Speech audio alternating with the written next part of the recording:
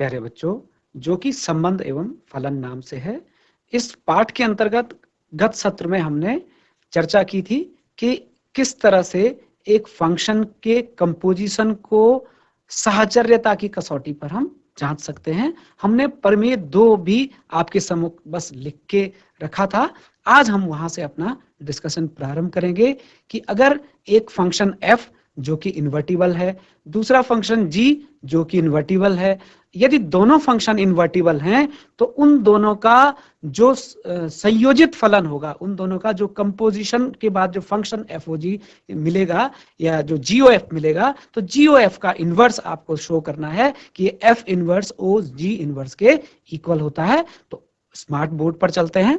देखिए, आपका प्रॉब्लम हमने बोर्ड पर लिख दिया है कि जो स्टेटमेंट है थ्योरम की वो क्या कहती है। देखिए कि f एक फंक्शन है, इन्वर्टिबल है, व्युत्क्रमणीय है, g एक फंक्शन है जो कि व्युत्क्रमणीय है, और इस तरह से है कि f का जो सह प्रांत है वो g का प्रांत है, यानी हम GOF की गणना कर सकते हैं, g और f का संयोजन कर सकते हैं। तो आपको यह दिखाना है कि जो GOF फंक्शन होगा उसका inverse f inverse O G inverse के बराबर होगा। तो प्यारे बच्चों, इसको लिखने का हम प्रारंभ किस तरह से करेंगे। यदि हमको GOF को व्युत्क्रमणीय दिखाना है तो हम ये कह सकते हैं कि GOF को व्युत्क्रमणीय और GOF के इनवर्स को इतना प्रदर्शित करने के लिए यह दर्शाना पर्याप्त है। क्या दर्शाना पर्याप्त है? देखिए कि GOF को व्युत्क्रमणीय तथा GOF इनवर्स बराबर F inverse O G inverse को दर्शाने के लिए, को सिद्ध करने के लिए, एक ही बात है, को सिद्ध करने के लिए हमको क्या करना पर्याप्त होगा? के लिए यह प्रमाणित करना पर्याप्त है, यह प्रमाणित करना पर्याप्त है कि क्या प्रमाणित करना पर्याप्त है? देखिए, आपको हमने लास्ट सेशन में ये बात अच्छे से डिस्कस करी थी कि हम ये कर सकते हैं, हमको इस फंक्शन को जो मैं यहां पे लिख रहा हूं F inverse O G inverse है, इनवर्स फंक्शन, तो इसका कंपोजिशन अगर हम जिसका ये इनवर्स है उसके साथ कर दें, देखिए इसको इनवर्स सिद्ध करना है और ये दिया गया फलन हो गया। तो अगर इसका इनवर्स ये है तो ये F inverse O G inverse O G O F equals to ये किसके बराबर होना चाहिए? आई सबस्क्रिप्ट क्या आएगा? जो यहां पर फंक्शन लिखा गया है GOF, तो GOF का डोमेन f का डोमेन होता है, और f का डोमेन आप देखेंगे कि f का डोमेन x है, तो ये i सबस्क्रिप्ट x के बराबर दर्शा सकते हैं। और जो दूसरा हिस्सा है इसका वो क्या है प्यारे बच्चों? इसका जस्ट उल्टा करके अगर हम देखें, अर्थात GOF को पहले लिख लें, GOF को पहले लिखने, देखिए GOF ओ और इसका इनवर्स फंक्शन GOF का जो इनवर्स फंक्शन है उसको क्या लिखा गया है? f inverse O G inverse बराबर ये किसके बराबर होगा? आई सबस्क्रिप्ट। आई सबस्क्रिप्ट के बाद क्या आएगा? वो आएगा ये वाला जो फंक्शन है इसका जो डोमेन है, और इसका डोमेन किससे तय होगा? इसका डोमेन तय होगा जो यहाँ पे जी लिखा गया है, जी इनवर्स लिखा गया है, जी इनवर्स के डोमेन से। तो जी क्योंकि y से z में है प्यारे बच्चों, तो जी इनवर्स कहां से कहां होगा? z से y में, तो ये आई सबस्क्रिप्ट z लिखा जाएगा। देखिए कितना, अगर हम ये दो बातें सिद्ध कर दें तो ये पर्याप्त हो गया, ठीक है। बिकॉज हम ये जानते हैं ये जो पूरी की पूरी कवायद है वो GOF पर हो रही है, और GOF निश्चित रूप से कहां से कहां होगा, बार बार उसको पूरा डायग्रामेटिकली लिखना आवश्यक नहीं है। GOF आप समझते हैं कि ये सेट x से सेट z के ऊपर परिभाषित होगा। अब हम इस सब की उत्पत्ति के लिए जो थ्योरम नंबर 1 था जिसको हमने लास्ट सेशन में डिस्कस किया था प्यारे बच्चों, उसका बहुत अधिक महत्व है। तो अब हम उसी बात पर आते हैं। देखिए, हमने थ्योरम नंबर 1 को ध्यान रखना है, और जो अभी मैंने लास्ट हिस्से में आपको ये दिखाए हैं, पहले हम इस वाले हिस्से पर गौर करेंगे, इस वाले हिस्से पर। तो इसके लिए अब आप देखिए कि अब हम क्या करते हैं। Now F inverse O G inverse OGOF। अब इस पर प्रारंभ करते हैं संक्रिया। तो ये किसके बराबर होगा? जो थ्योरम नंबर 1 थी, जिसको एक एग्जाम्पल के तौर पे मैंने कल लास्ट सेशन में आपको समझाया था कि ये साहचर्यता के गुण का पालन करता है। तो इसको हम लिख सकते हैं F inverse OG inverse O। अब इसमें G हटा दिया, इससे G इसके साथ एसोसिएट कर दिया। देखिए, तो G इसके साथ एसोसिएट हो गया, तो अब क्या बचा? ये बच गया OF। और एक ये पहले से था हमारा F इनवर्स OG, जो मैंने यहां लिखा है, OG मैंने इसके साथ एसोसिएट कर दिया। तो अब इसको क्या बोलेंगे भाई? थ्योरम नंबर 1, जो लास्ट सेशन की थ्योरम थी, उससे ये रिजल्ट आया। अब आप देखिए, अब हम इन दोनों को भी तो उसी तर्ज पे एसोसिएट कर सकते हैं। ये हो गया फिर हमारा F inverse OG inverse OG, फिर OF। प्यारे बच्चों, ये सारा हमारा एक ब्रैकेट के अंदर लिखा जाएगा। G इनवर्स OG के बारे में लास्ट सेशन भी मैंने बताया था आपको कि G इनवर्स OG हो चाहे F इनवर्स OF हो, सब के सब I के बराबर हो जाना है। तो ये हमारा I के बराबर हो जाएगा। और ये I कहाँ होगा? इस क्या कहते हैं, ये वाला जो G है, इसका डोमेन, और इसका डोमेन Y है, तो ये IY के बराबर हो गया। तो ये आ गया आपके पास F inverse OIY, F inverse OYY OF। अब पुनः इसकी वैल्यू F इनवर्स के बराबर होगी, तो ये हमारा F इनवर्स OF के बराबर हो गया। और चूंकि हम जानते हैं कि F व्युत्क्रमणीय है, F का व्युत्क्रम, चूंकि F का प्रतिलोम फलन क्या है? प्रतिलोम फलन F का इनवर्स फंक्शन F इनवर्स है, इसलिए जो F इनवर्स OF की वैल्यू होगी वो I सबस्क्रिप्ट X के बराबर होगी। ठीक है, तो अब आप देखिए, ये हमारा I सबस्क्रिप्ट X के बराबर आ गया। यहां पर मैं I सबस्क्रिप्ट X लिख सकता हूं। यहां पर शायद आपको स्पष्ट ना दिख रहा हो, तो मैं जरा पुनः लिख लूं इसको। तो देखिए, ये I सबस्क्रिप्ट X के बराबर हो गया। ये हमने यहां नीचे इसका स्पष्टीकरण आपके सम्मुख लिखा है।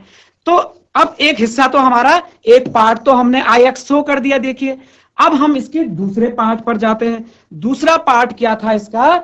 Now again we come to GOF, OF inverse OF inverse OG inverse. प्यारे बच्चों, अब देखिए, इसको हम फिर अगेन वही थ्योरम एक बड़े काम की है इसके लिए, आपके लिए जो थ्योरम 1 का यूज करना है। अभी हम क्या करें, फिर उसी तर्ज पर इस वाले F इनवर्स को अंदर ले लेते हैं, इसके साथ एसोसिएट कर लेते हैं इस F इनवर्स को। तो हम इसको लिख पाएंगे GOF with in bracket OF inverse with in bracket whole OG inverse. तो अब आप देखिए, ये किसके द्वारा हुआ? By theorem number 1। अब आप देखिए ये क्या आता है यहां पर, फिर अगेन थ्योरम नंबर 1 लगाई, तो इन दोनों को हम एसोसिएट कर सकते हैं। देखिए, तो ये हो जाएगा GOF OF इनवर्स, फिर अगेन ब्रैकेट OG इनवर्स। अब इसके बारे में क्या कहेंगे भाई? FOF इनवर्स, F अभी थोड़ा देर पहले बात हुई थी, FOF इनवर्स भी I होगा, लेकिन इस I का सबस्क्रिप्ट क्या लिखा जाएगा? जो इस वाले F का F इनवर्स का डोमेन है। और F इनवर्स का डोमेन फिर बता रहा हूं मैं आपके पास क्या है? IY है, क्योंकि F का डोमेन तो X था, F इनवर्स का डोमेन IY हो गया। तो ये इसलिए ये वाली राशि जो हमारे पास प्राप्त हुई, ये IY के बराबर हुई। तो इसको हम क्या लिख सकते हैं? GOIY, ये IY हो गया with in bracket OG inverse.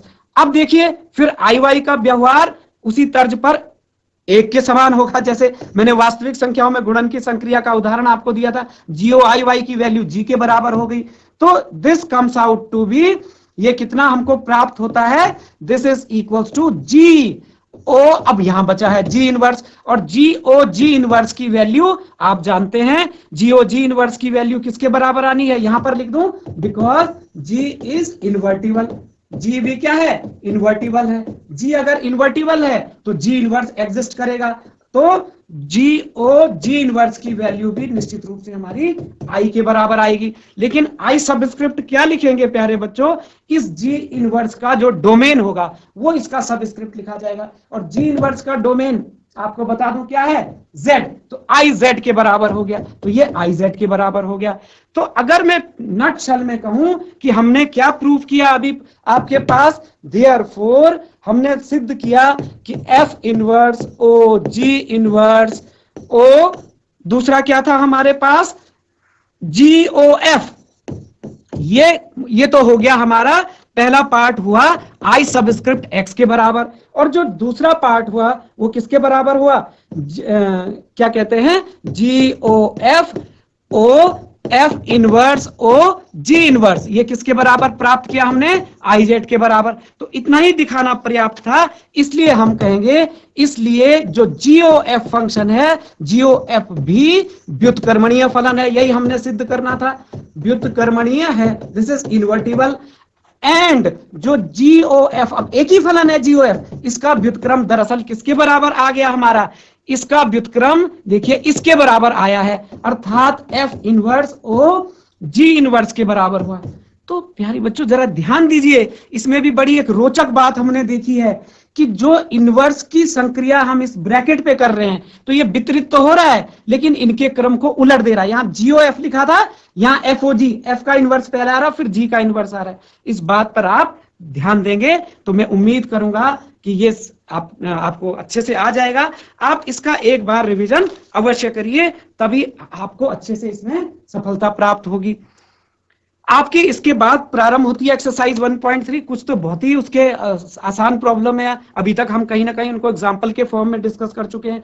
तो इसका मैंने फिर से वापस जाने के लिए, मतलब पुराने टॉपिक्स को कवर करने के लिए कंपोजिशन के दो एग्जाम्पल लिखे हैं यहाँ पे, कि एक एफ ऑफ एक्स फंक्शन है मॉड एक्स के इक्वल, और एक जी ऑफ एक्स फंक्शन है 5x mod of 5x minus 2 के इक्वल। तो हमको जीओ एफ निकालना है। देखिए जीओ एफ किसके बराबर होगा, जीओ एफ का मतलब है कि इसका किसी ना किसी डोमेन एलिमेंट पर हम यूज करें, तो जीओ एफ ऑफ एक्स का मतलब जी ऑफ एफ ऑफ एक्स, ये तो आपके लिए भी पुनरावृत्ति है, जी ऑफ एफ एक्स। और जी ऑफ एफ एक्स की वैल्यू आप देखिए हमने क्या लिखी है, मॉड एक्स, तो जी ऑफ मॉड एक्स, यानी मॉड एक्स का जी इमेज बनाना है।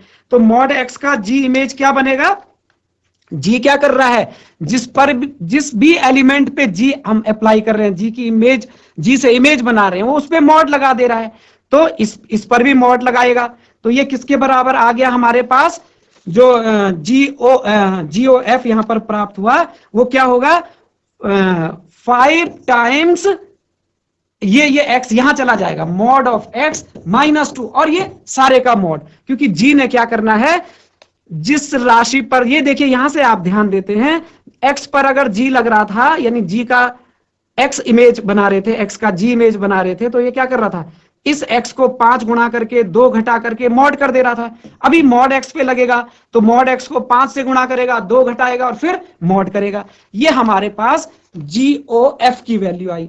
अगर इसी तर्ज पे मैं एफ ओ जी ऑफ निकालूं, तो कोई ना कोई डोमेन एलिमेंट ले लेते हैं जी का, सपोज वो एक्स है, तो F O G of X का मतलब हो गया F of G of X. तो यहां पर पहले हमने जी के अंतर्गत इमेज बनानी है, तो जी के अंतर्गत इमेज क्या बनेगी प्यारे बच्चों, जी क्या करता है, ये कर दे रहा है मॉड ऑफ 5x का क्या बना दे रहा है, मॉड ऑफ 5x माइनस 2। अब इसकी एफ इमेज, एफ का काम तो सिर्फ मॉड लगाना है, तो एक मॉड इसमें पहले से ही है, देखिए आप, मॉड 5x माइनस 2 और मॉड, तो 2 बार मॉड लगाने का कोई औचित्य नहीं होता, सीधा सीधा इसको हम लिख सकते हैं modulus of 5x minus 2। 2 bar modulus function का कोई औचित्य नहीं होता। तो ये किसके बराबर आ गया हमारा, मॉड ऑफ 5x माइनस 2। अब एक प्रॉब्लम आप देखिए हमने नीचे लिखी है, ये थोड़ा सा इससे हटके है, एल्जेब्रिक फंक्शन है दोनों, f of x equals to 8x cube और g of x equals to x raise to the power 1/3। तो अगर मुझे FOG निकालना हो तो FOG की वैल्यू किसके बराबर होगी, देखिए, तो FOG ऑफ x कर लेते हैं, तो ये हो गया f of g of x। f of g of x का अभिप्राय हुआ, g ऑफ x की वैल्यू हम देख रहे हैं, g ऑफ x की value x raise to the power 1/3 के थी, तो g, इस gx की जगह मैंने लिख लिया x raise to the power 1/3। अब f इमेज बनानी है, f क्या करता है, देखिए f क्या करता है, जिसका इमेज बनाता है उसका क्यूब करके 8 से गुणा कर देता है। तो यहां पर x की पावर 1/3 का ये क्या करेगा, क्यूब करेगा और साथ ही साथ 8 से गुणा कर देगा। तो प्यारे बच्चों ये हमको कितना प्राप्त होता है, अब पावर की पावर मल्टीप्लाई होती है, 3 से 3 कैंसिल हो गया, दिस इज 8x। बड़ा आसान सा है।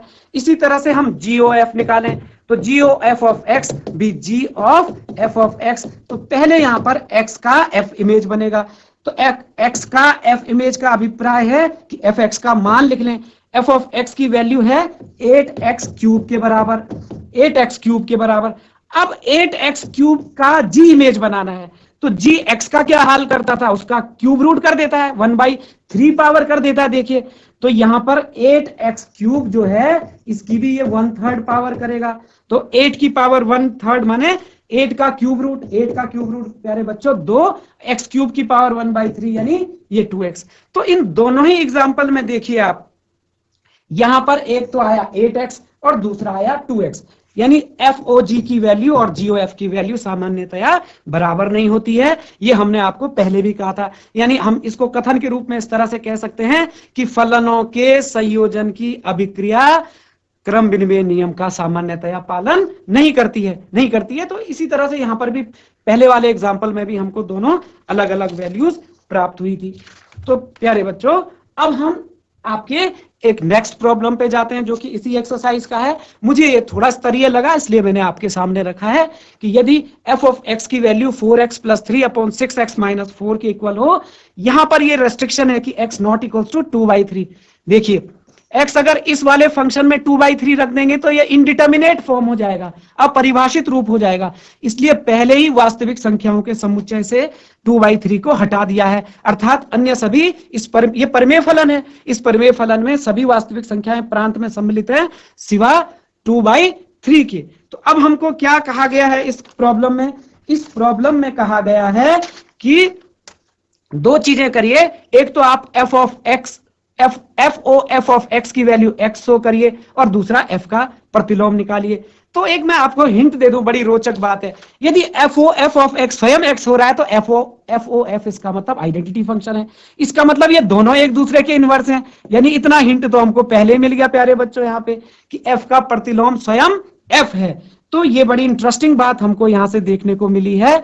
तो अब मैं इसके सॉल्यूशन पे आपके सामने आता हूं। तो सबसे पहले हम क्या कर लेते हैं, सॉल्यूशन के लिए इसको मान लेते हैं, let y equals to f of x equals to y equals to f of x equals to, ये क्या गिवन था, 4x + 3 अपॉन 6x - 4।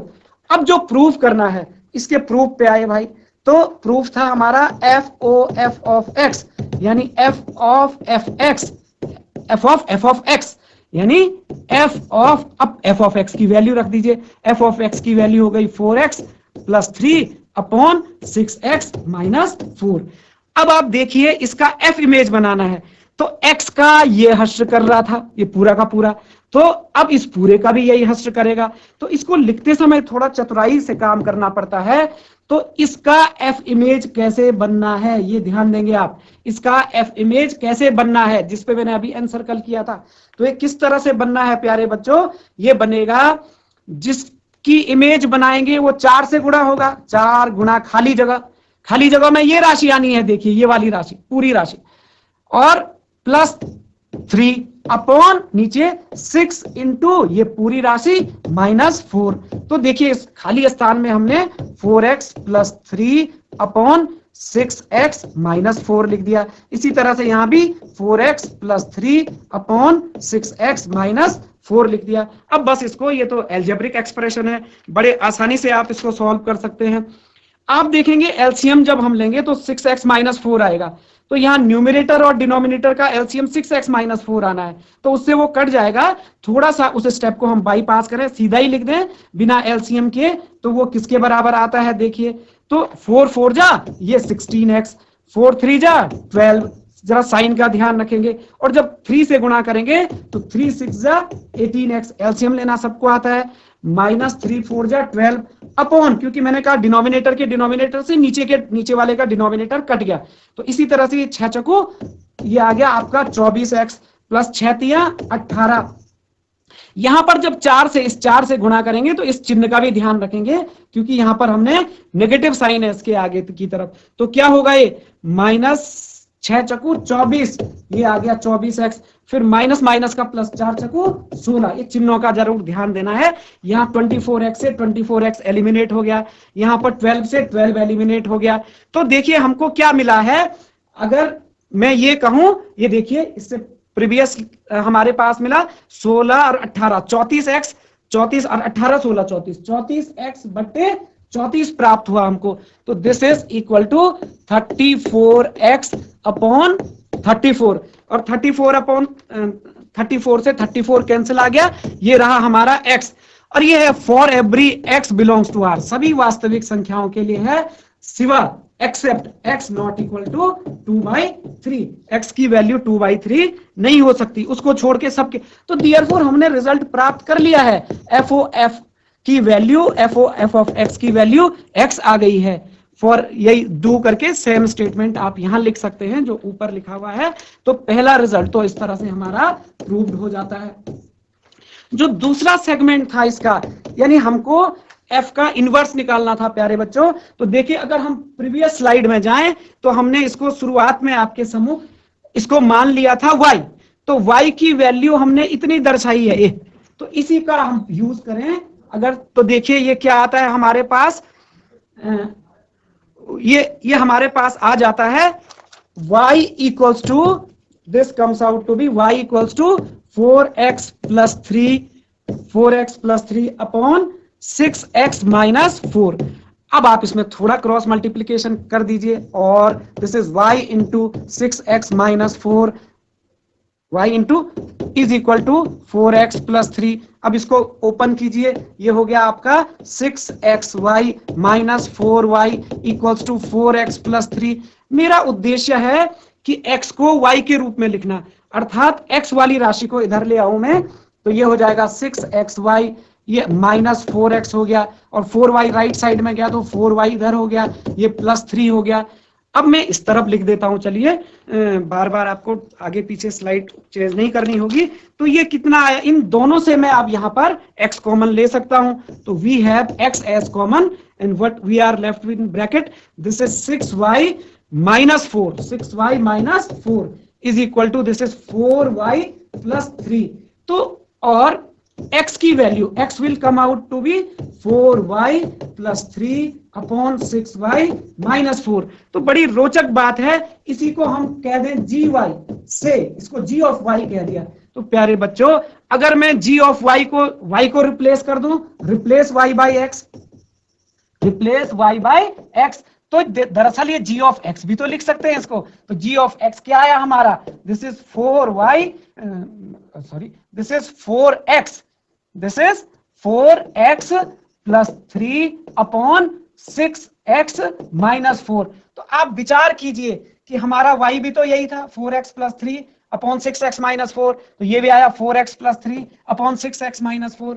तो हम ये कह सकते हैं इस वाले कथन में, सिंस कि जो g फंक्शन है हमारा वो f ऑफ, जब ये जो f का इनवर्स है, यानी f इनवर्स ऑफ x, ये किसके बराबर हो गया प्यारे बच्चों, ये स्वयं हो गया f ऑफ x के बराबर, क्योंकि यही हमारा g ऑफ x आया था।